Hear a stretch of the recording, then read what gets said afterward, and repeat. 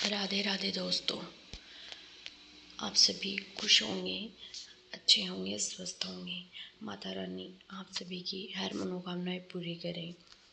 माता रानी की कृपा आपके समस्त परिवार पर बनी रहे। आज की वीडियो में मैं आपसे बात करने वाली हूँ वैशाख माह की कृष्ण पक्ष की एकादशी के बारे में।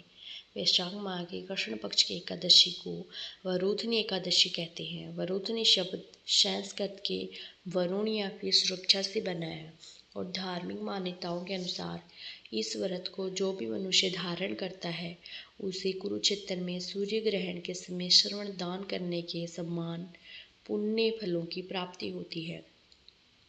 वरुथनी एकादशी का व्रत धारण करने से सौभाग्य में वृद्धि होती है, पुण्य फलों में वृद्धि होती है।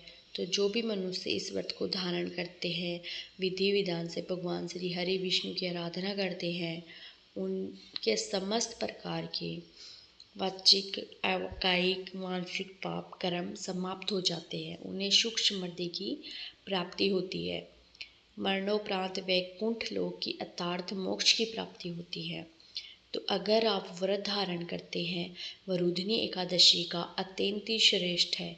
और अगर आप किसी कारणवश से व्रत नहीं कर पाते तो भी इस दिन भगवान श्री विष्णु के विधि विधान से पूजा कीजिए। तामसिक आहार विचार व्यवहार का त्याग करके शरण में रहिए भगवान के, तो निश्चित ही भगवान श्री हरि विष्णु की आप पर कृपा प्राप्त होगी। दोस्तों, आज की वीडियो में आप जानेंगे कि साल 2026 में वरुथनी एकादशी कब है, एकादशी की तिथि कब प्रारंभ हो रही है, कब समाप्त हो रही है, व्रत हमें कब धारण करना है, और पारण यानी कि व्रत खोलने का शुभ मुहूर्त क्या है, किस प्रकार से पूजा आराधना करनी है, किन मंत्रों का जप करना है और कौन सा उपाय करना है, जिससे कि इस व्रत का संपूर्ण फल हमें प्राप्त हो। और जिस पर की कामना से हम व्रत धारण कर रहे हैं या फिर बिना व्रत के भी पूजा आराधना कर रहे हैं तो आपकी वह कामना पूर्ण हो। तो इसके लिए आज विशेष क्या करें, यह संपूर्ण जानकारी आपको आज की वीडियो में शेयर करने वाली हूँ। तो आज की वीडियो बहुत महत्वपूर्ण है, पूरा ज़रूर देखिए और अच्छी लगे तो वीडियो को लाइक भी ज़रूर कीजिए। तो सबसे पहले जानते हैं एकादशी की तिथि कब प्रारंभ हो रही है, तो कब समाप्त हो रही है और एकादशी का व्रत हमें कब करना है। वैशाख माह की कृष्ण पक्ष की एकादशी तिथि प्रारंभ हो रही है 13 अप्रैल 2026 को सुबह 1 से 1:16 पर और तिथि का समापन हो रहा है 14 अप्रैल को सुबह 1:08 पर। तो सूर्यकालीन तिथि एकादशी की 13 अप्रैल को हमें मिल रही है, इसलिए वरुथनी एकादशी का व्रत हमें 13 अप्रैल 2026 को करना है। इसको सोमवार रहेगा। तो एकादशी के दिन सूर्योदय काल का समय है सुबह 5:58 पर, सूर्यास्त का समय है शाम को 6:46 पर। बात करें ब्रह्म मुहूर्त की तो सुबह 4 बजे से 5 बजे तक का ब्रह्म मुहूर्त है।